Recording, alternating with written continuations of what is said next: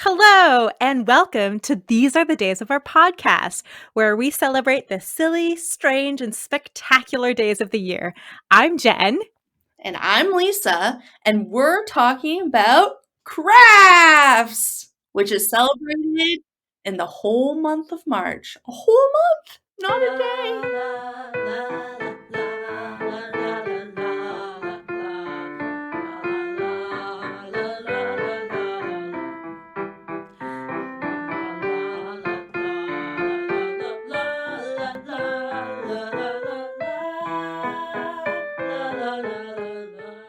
March is Crafts Month, and Crafts Month is really about embracing and celebrating all of these little hobbies that keep you occupied and bring you joy on gloomy gray days. And let's talk about it, especially in the context of the pandemic. I think that this strong resurgence of craft life is really something to think about pandemic wise. And also, when we think about conspiracy theories for, the pandemic in general, is there a strong case for the Craft and Hobby Association being the masterminds of this? Because basically, we've been stuck in our house. Absolutely not. This is like full. Absolutely not. How much lobbying power do you think they have? I don't know. You just don't. I actually looked this up, and they weren't founded until 1971. So I feel like, it's such an old thing, but I just don't know if they have that historical lobbying They may power. not have the political clout to shut down the entire world and force us into our homes and back into making crafts. But I'm just saying that's an obvious joke because the virus is real. Let's wash our hands and wear masks, etc., etc. But yeah. So, what sort of crafty crafts have kept you occupied this pandemic season? Um, that's a good question. I did get into felting. I felted a pillow that looks like a group of seven painting.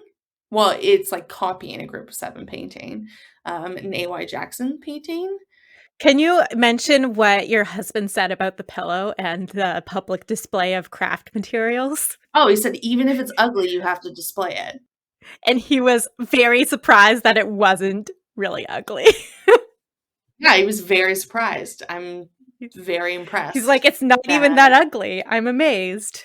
Just Yeah, such it's supportive what I'd husbanding. almost call nice. I would almost call it a nice pillow. And it got, I'm gonna check, pretty good amount of Instagram likes. Well, there we More go. Instagram likes than this podcast has listened. Guys, more listens, more likes. So, More. in terms of my craft, pandemic, COVID crafting, it's not necessarily a specific project, but it's really the sheer volume of crafting that I've done that is more the notable thing. So I've made 5 blankets, 3 sweaters, at least a dozen headbands and pairs of slippers. And as I'm an 87-year-old granny, I have had periods of time at which I crafted so much that I had repetitive strain injury and I needed to take a break from knitting because I couldn't stop knitting, but my hands were broken. I like that this is why your Google ads told you were 65 years old Yes. and were super incorrect. This is actually so offensive. Yeah, if you go to adsettings.google.com, and I think your ad personalization has to be on, but normally, I mean, I think it is automatically on unless you're good at the internet and know how to turn off your cookies and things. But mine's really accurate. It says I'm 30 to 34 years old. I'm female. My first language is English. Has all the things I like, except for Jen said that she was 65. So mine is wildly inaccurate, and I am literally the only person I've ever heard that Google isn't right about. And mine is 65 plus, has children and grandchildren. It does say that I'm female, but I'm just there is definitely something with my algorithm that is wildly incorrect. I did have a period of time that I was getting some silver senior dating ads, so That's a thing that happens if, maybe if you craft too much. Actually, oh yeah, mine knows that I'm married. Oh my god, that's creepy. Mine are so good. And mine says parental status not apparent. Oh my god, how does it know? How does it not know I have a dog though? It like thinks I like cats. Ooh, so Emily. To clarify, you don't not like cats, you just don't. Well, my body doesn't like cats. They make me sneeze. Yes, of So course. that's the real issue here. But some of them are really cute. I have to give them that. Mm. Okay, so let's talk Anyways, a back little to bit bread. more about crafts now Yeah. that we've established all of that important background information on us. So, one of the things I wanted to talk about was what craft thing do you like or is quite cool?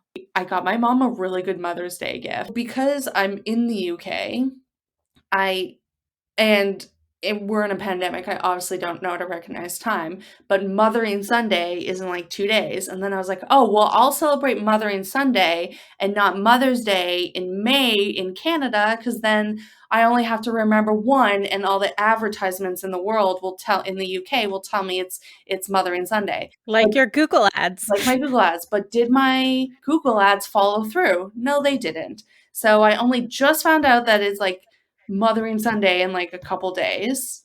I think either this Sunday or next Sunday. Not enough time to ship anything to Canada for any parent, any mother out there. But I did get my mom something super cool, in which I then instantly told her about it. So whatever. I mean, it's going to be a while before she gets Such it. a ruiner. Yeah, I love ruining surprises.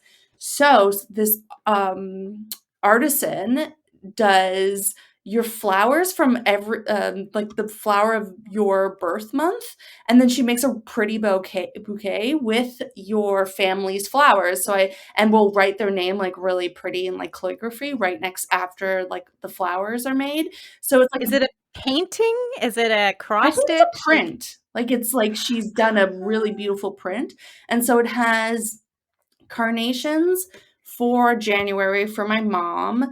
Then it has Lily of the Valley for May from Matthew. Then it has Gladys's for 2 Gladys's for me and Kristen. An gladiolus? Aster, pardon? It's gladiolus, Oh, gladiolus. Okay. the August flower. Yeah, August flower for Kristen and I. An aster for Andrew in September. A marigold for Alicia in October. A chrysanthemum for Mark in November. And then holly for my dad in December. And it's like this beautiful bouquet. It's a beautiful bouquet of Henrys. Yeah, Henry Just Sparks is more so than blah about her. So I don't, she's a just Henry now, so it's fine.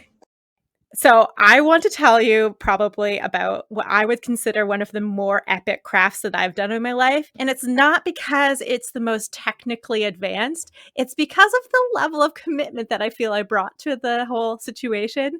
And this is the Dynamous nativity scene that I made a few years ago. Oh So yeah, I because had, we made your first dinosaur.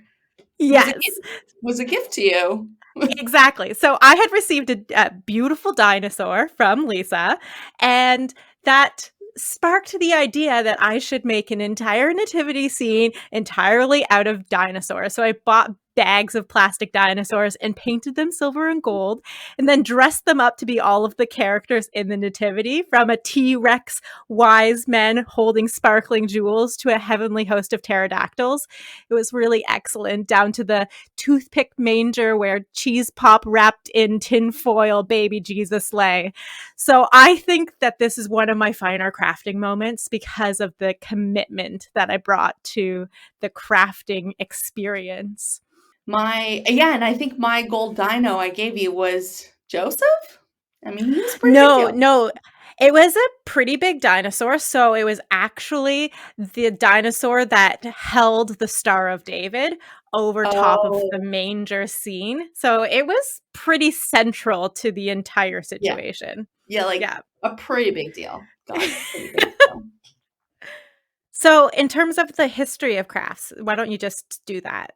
Do a bit of like where it came from. Yeah, so I was just looking a bit about, like, the history of crafts, and it's, like, one of those weird things where it's, like, it's obviously used to be an occupation in the Middle Ages. Okay, I'm just talking about Great Britain here. Um, Maybe Northern Ireland and Ireland here. You can't go far beyond that.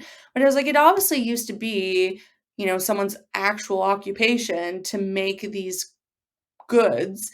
And then it became more of a hobby. And I was like, that must have been something to do with the, um, 19 Rise of the aristocracy. yeah, or like even yeah, like the rise of the middle class and um like the arts and crafts movement in like the 19th century and for like you think like women to be like Victorian women who would have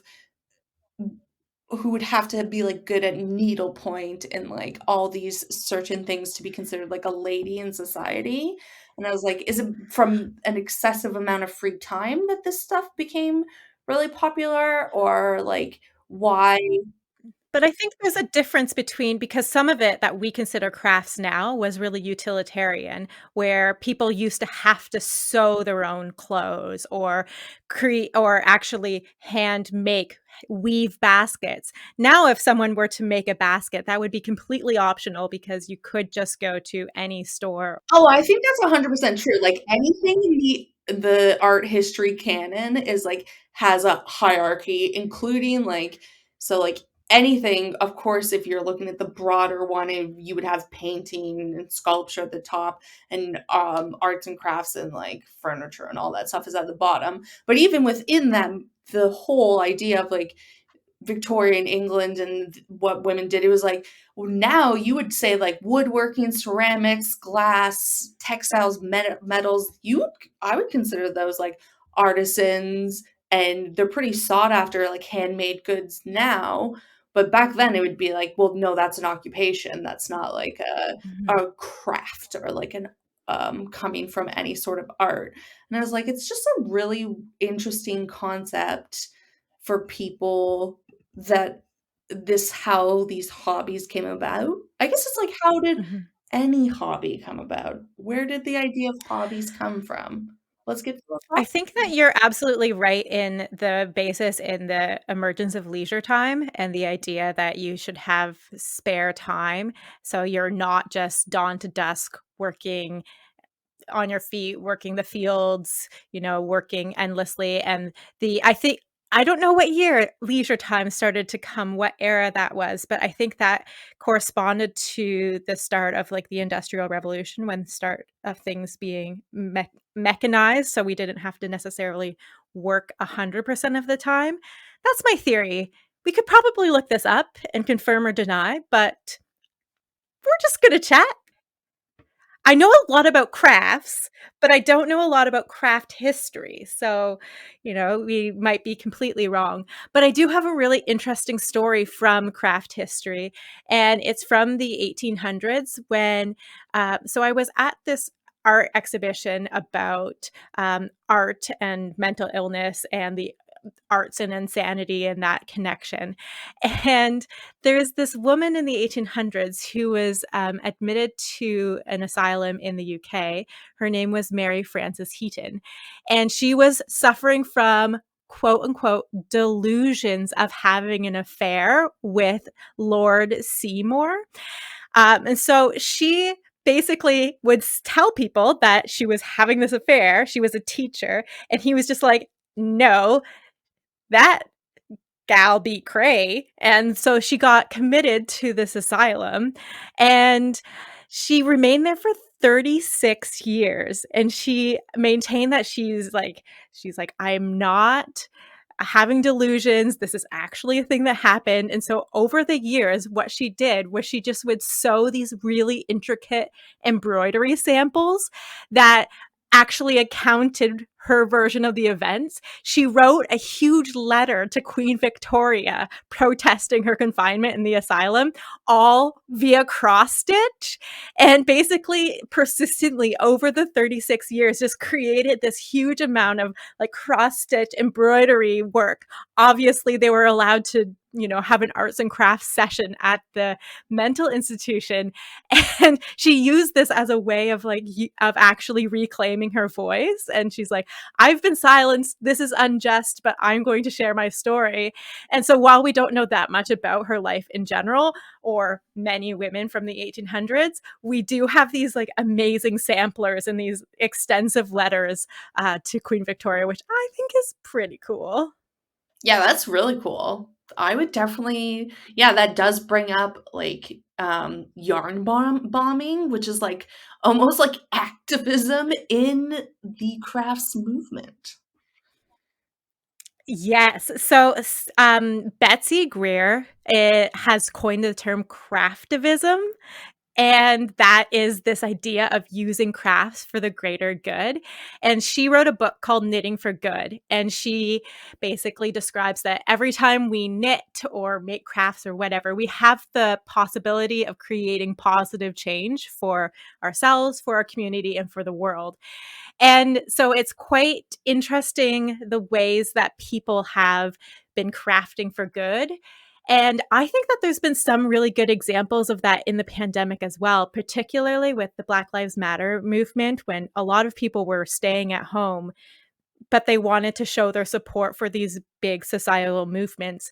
You would see people posting paintings and like fabric crafts, etc., in their front windows so that people could see their support for important movements. And I thought that was like quite cool to see the number of crafts that would come up be to be some kind of activism. Yeah, yeah. Well, I wanted to go back to yarn bombing because I think, again, this is something that we first encountered when we were living in Toronto. So the only thing I really have to say about yarn bombing is that yes, it looks cool for maybe if it's not raining a day, and then it gets gross and dirty, and then you're like, "But so then what's, like, the environmental implications of that yarn, like, there?" So they're gonna have to, like, cut it off and, like, just throw in the garbage?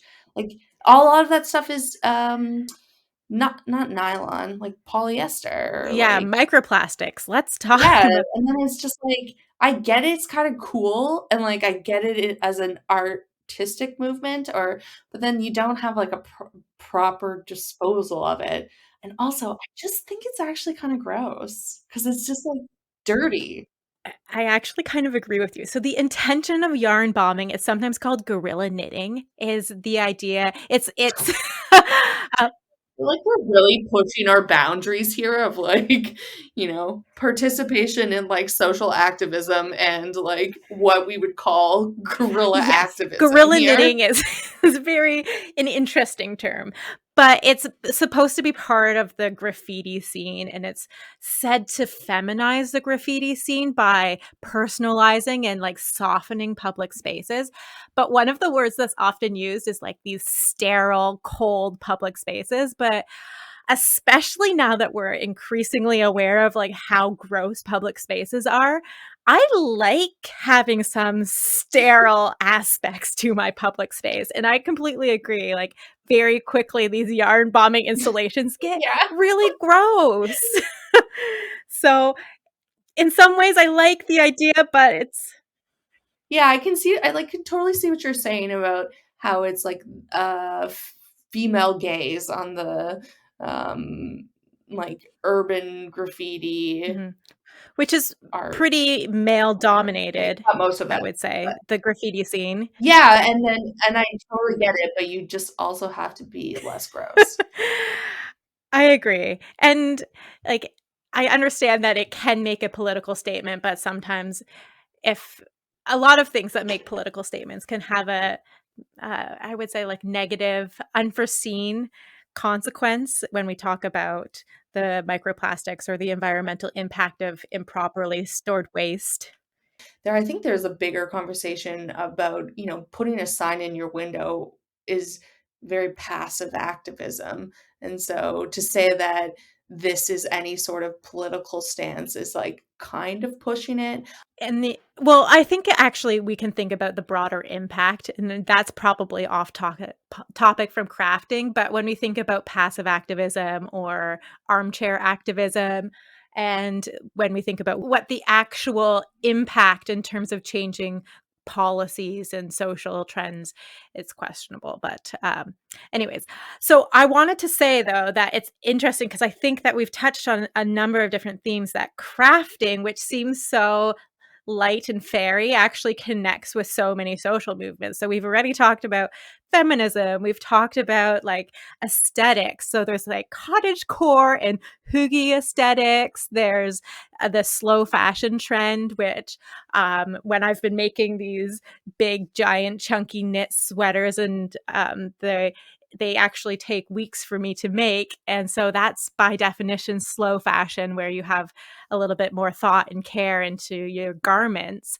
And then there's also some really interesting creators that use upcycled and recycled fabrics and materials to make their crafts. So it kind of connects with the environmental movement as well. So I think that you can view crafting from this really big lens, but you could also view it from like a much simpler and more delightful lens. And I think at its core, the reason why I love crafting is I think it can be a vehicle for delight. And that would be how I would best like to describe why I like to craft. It's so hard to like, why do you like the things you like? Like, how do you argue preference, in anything? For me, crafts are just a part for whatever reason, I just like doing them, and, like, I guess the act of creating something, that you can enjoy and be like, "Yeah, I did that," or, like Andrew said, it doesn't look like a piece of poo, so you can display it, Yeah. and you'd be like and someone would be like, "Oh, that's cool." You're like, "Yeah, I made that. I made that from scratch." Yeah. I have some creative artistic talent deep inside me, Deep, so deep, I like it deep for that inside. part.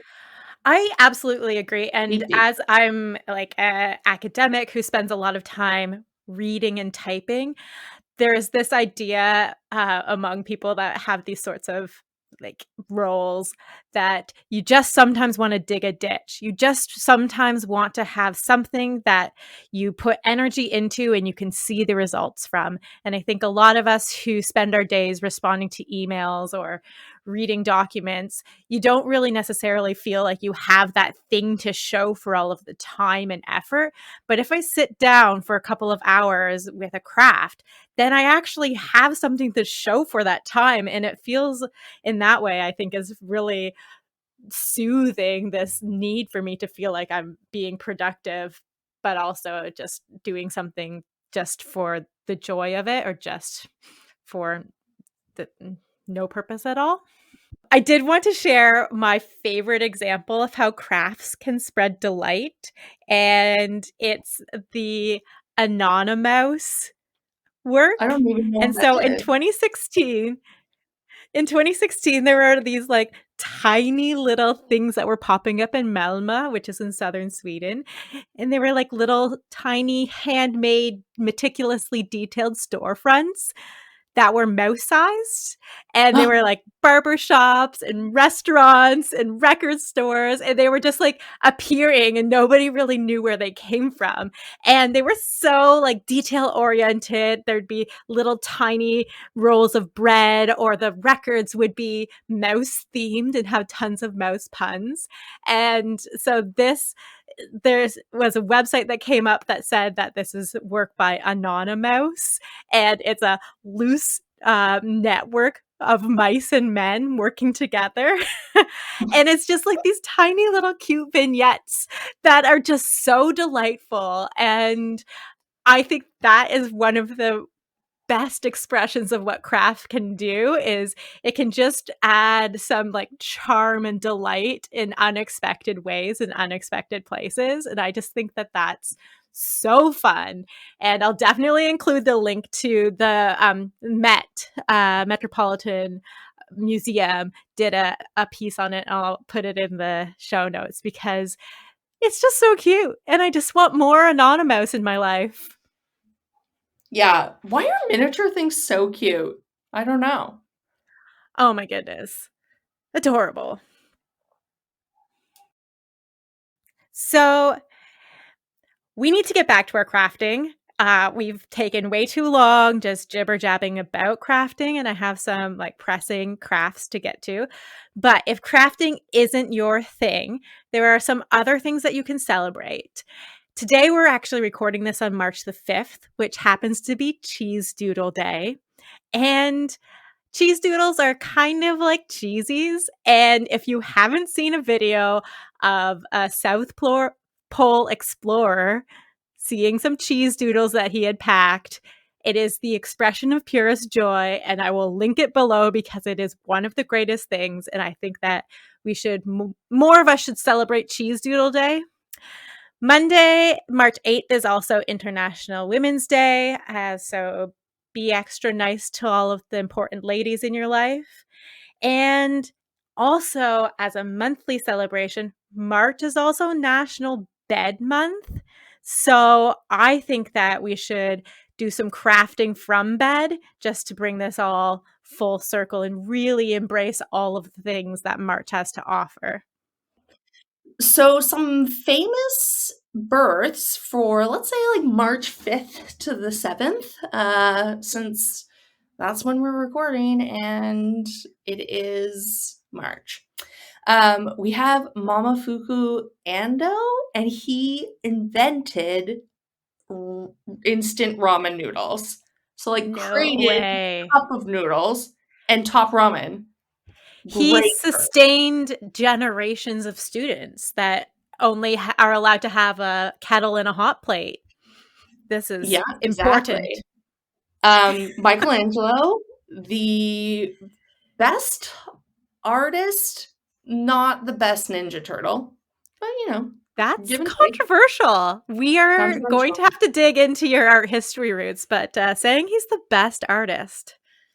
I mean, he is the best Renaissance artist. No one's gonna argue with me. So, but I think the controversial part is the Ninja Turtle comment, not the artist part. If I'm being honest here, but Greta, David, Sistine Ceiling, people love him.